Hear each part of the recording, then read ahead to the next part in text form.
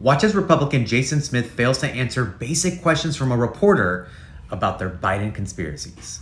On August 7th, 2020, Bill Barr was the Attorney General and Donald Trump was the president.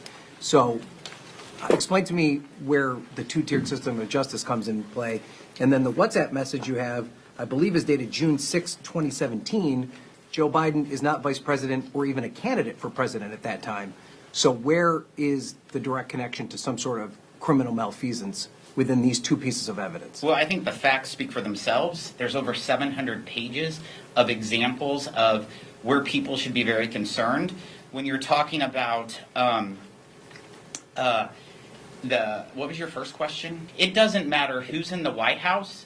We need to make sure that the Department of Justice works for all people and doesn't treat those who are politically connected or wealthy much differently. But you suggested that Joe Biden being the president now is unfairly treating Donald Trump in his indictments? What I'm talking about is the 700 pages that we have before us, which is all the information that came from the IRS whistleblowers. Can you explain the timing then of the August 6th WhatsApp message? Why is that evidence of some wrongdoing? I'm not an expert on the timeline. I would love to have President Biden and his family to tell us about all the timelines. But if he's not the president or the vice president at that time, where's the wrongdoing? He wasn't even a candidate for president at that time. He was a candidate. In August 6th of 2017? So apparently, what source are you with? I'm with NBC. So apparently you'll never believe us. I'm not saying I don't believe you. I'm asking you a very direct question. You presented a piece of evidence that you say came on August 6, 2017, that demonstrates that Joe Biden was using political influence to help his son.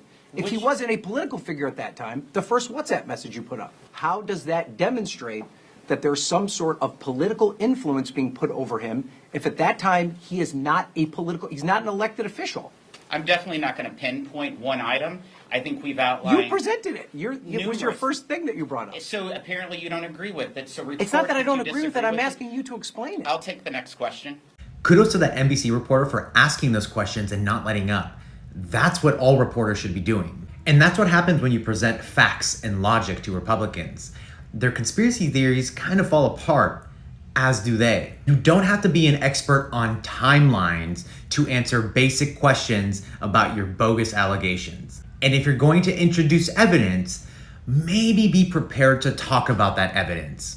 And the truth is that Republicans have nothing on President Joe Biden except wild allegations, conspiracy theories, and no evidence of any crimes.